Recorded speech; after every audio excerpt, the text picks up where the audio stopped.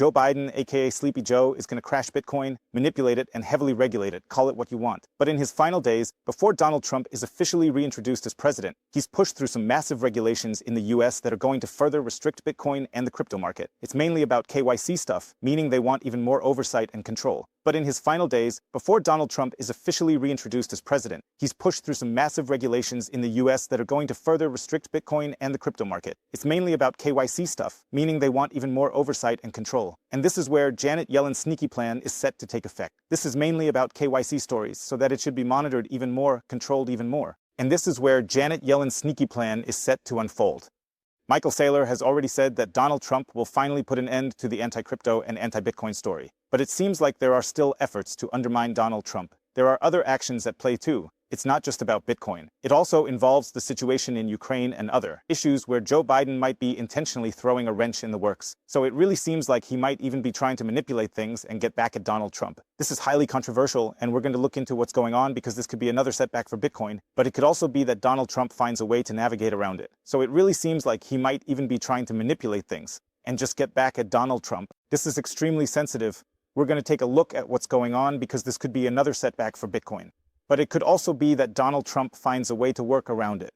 I'm not really that familiar with the regulations. In any case, we now have strict regulations that are set to be introduced by Joe Biden. And this whole thing could really be a sneaky plan to undermine Donald Trump.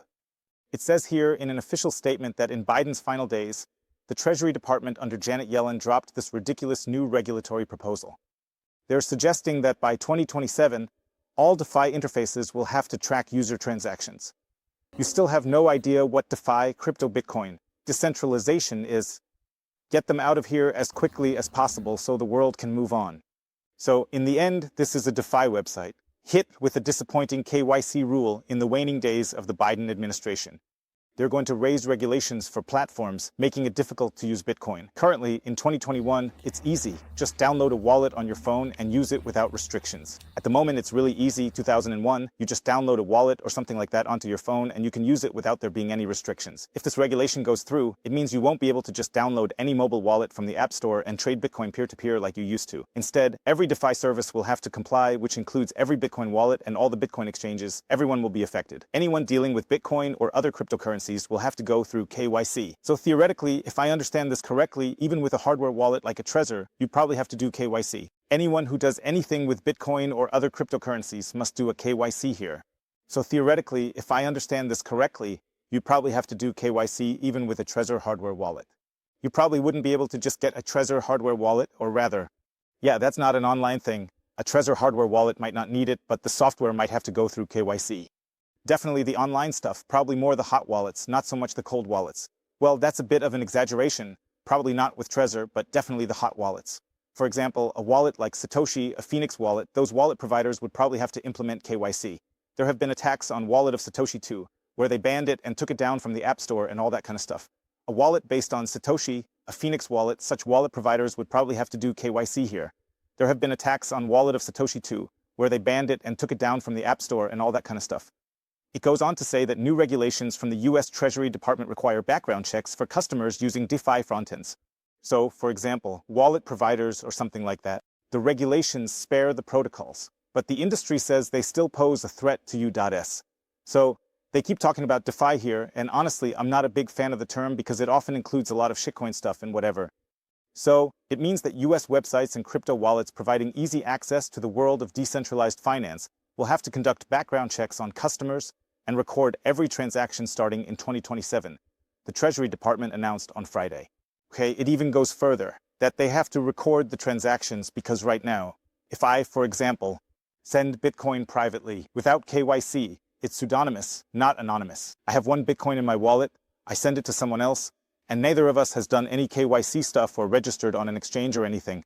We're just doing it straight from our private wallets.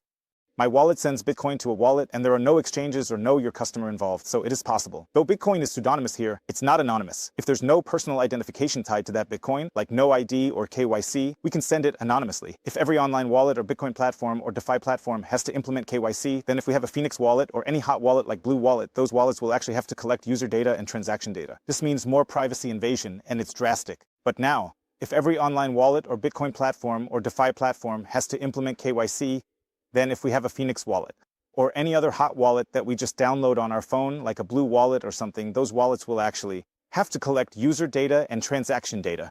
This means another invasion of people's privacy, and it's really drastic. Honestly, I don't think this regulation will ever go through. Joe Biden just wants to get back at Donald Trump. He wants to hurt Donald Trump here. There have always been rumors about whether Biden might even sell off the Bitcoin that the US has just to, undermine Donald Trump's Bitcoin strategy. It even goes further to say that crypto developers and lawyers have long warned that the rules could pose an existential threat to decentralized finance. The blockchain-based financial software is designed to eliminate middlemen like banks. So, in the end, it's pretty twisted. Bitcoin is supposed to eliminate the middlemen, and now the market is being regulated so heavily that all these middlemen are basically being brought back in. It doesn't make any sense because Bitcoin was designed to get rid of banks, to get rid of all the KYC institutions, to get rid of all the middlemen, and now they're just reintroducing all these middlemen. But this is just a desperate attempt to control the system because they know full well that you can't control Bitcoin. Bitcoin was created to eliminate banks, but now they're bringing them back to control the system. They know Bitcoin can't be controlled, so they work with regulations and create a separate KYC cycle. Bitcoin ETFs allow monitoring, but you don't have your own keys. But this is just a militant attempt to control the system because they know very clearly that you cannot control Bitcoin. So we have to work with regulations here. We have to work with tightening. We basically have to create a KYC cycle that exists independently of the normal Bitcoin cycle, and that's why there are Bitcoin ETFs where you can monitor everything perfectly, you can manage everything perfectly, you don't even have your own keys. I always say, not your keys, not your coins, get yourself a Bitcoin hardware wallet. But let me say that many people don't understand it, many people don't want to understand it, many people don't really delve deeply into Bitcoin, and they just let it happen to them. And if you ask me, this is a conspiracy theory. But if you ask me, the reason why there's such heavy regulation and why they're coming down hard on Bitcoin is that Bitcoin can really blow up the dollar, the euro, and all those fiat currencies. Because when more and more people realize that the dollar and the euro are at the end of their rope and start swapping into Bitcoin, then of course the euro and the dollar will lose even more value and trust at a rapid pace. And what we're seeing is that we have all these Ponzi schemes internationally, the dollar Ponzi, the euro Ponzi, and so on. These are basically all massive debt constructs that keep piling on more debt, and there's no return on that. So there's never going to be a point where they start building things more efficiently or anything like that. They just keep going deeper into debt. It's like money, printer, go BRR. So they're not going to start building things more efficiently or anything like that. Instead, they just keep piling on more debt. So here, money, printer, go. Exactly. So I actually found a cool gun. Absolutely, that's basically what's going to happen. And now I have found an exciting excerpt that describes exactly how the debt excesses continue to escalate. And if the debt excesses continue to escalate, then of course we have to come up with new ideas to get the debts under control. And if you don't make your own system more attractive, you basically have to find ways to keep people from breaking out of it. And now I have an interesting clip about that. We're going to keep printing more money, and that's going to lead to even more debt in the future. But here's the most important thing you need to understand in finance. It doesn't matter. Why is the debt to GDP ratio important? Why 100? Why is it important? Why is 200% important? Why is 3% important? I mean, just look at Singapore. I think Japan is almost at 400. These economies keep going. They can continue to finance their debts, but it's all about financing the debt. It's not about paying back the debt. I would come quietly if you do. All right, the debt to GDP ratio measures the potential for debt repayment, but debts are never really paid back. Let's be honest here. The country has put the issue on the back burner. No one ever pays back their debts. Michael, I'm going to be honest with you. I agree with you. 1,000 economists said that the US debt to GDP ratio would have financial consequences. The debt to GDP ratio has reached a certain threshold. I forget 95%, 100%, 105%, that growth would suffer and that there would be drastic financial consequences. That didn't happen. I mean, I agree with the late and great Charlie Munger that if you think debt and GDP can, rise indefinitely, you probably believe in the tooth fairy too. I think there are natural limits, but yeah, just to be clear, those are my own views. I agree with you that it's about the ability to refinance and how much money is available in relation to the debt rather than the debt to GDP ratio. Is the financial system going to fall apart? No, it's not. Just think back, go back to the year 1900. Okay, what has happened to the dollar since 1900? It has dramatically depreciated. I mean, whatever, $1 in 1900 is probably only worth about 12 cents in real terms now. That's fair. Okay, if we go to the year 2500, what will the dollar be worth then, and how many cents will it have? Will that lead to further depreciation? Okay, that's the thing about paper money. It creates problems for everyone except for the people who are already rich. This is basically the never-ending discussion about national debt in relation to gross domestic product. And a lot of people always say, for example, when a certain threshold is crossed, the whole system just collapses. And now there's just this discussion going on. Yeah, that's not true because there are examples that have already crossed those thresholds. Singapore, Japan, whatever. But the key takeaway here is that they couldn't agree on where that threshold is, whether it's at 130% or 140%. It is probably no longer possible to draw the boundaries so narrowly, because there are now tools such as CBDCs, digital central bank currencies, and who knows what else is to be introduced. Digital IDs are way better tools than what we used to have, so you can't just pull out the old arguments about national debt limits or whatever, where a system just blows up. But one thing you can definitely say is that sooner or later, if you're living beyond your means, this place is going to blow up in your face. Warren Buffett has been saying this. When will it collapse? Regulations deter Bitcoin investment, making it unattractive so people stick with. And the question is when the whole story collapses. And that's why people are really pushing for regulations here, trying to force folks not to invest in Bitcoin by making it so unattractive that they stick with the dollar or the euro. The more they can pressure people to stay in euros or dollars, the higher the debt levels can grow.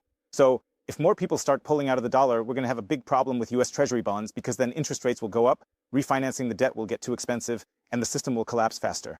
The more people that leave the system, the lower the GDP can be in relation to the debt ratio because sooner or later, the system is going to collapse really quickly.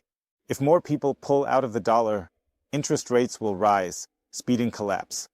Belief in the system supports higher debt ratios.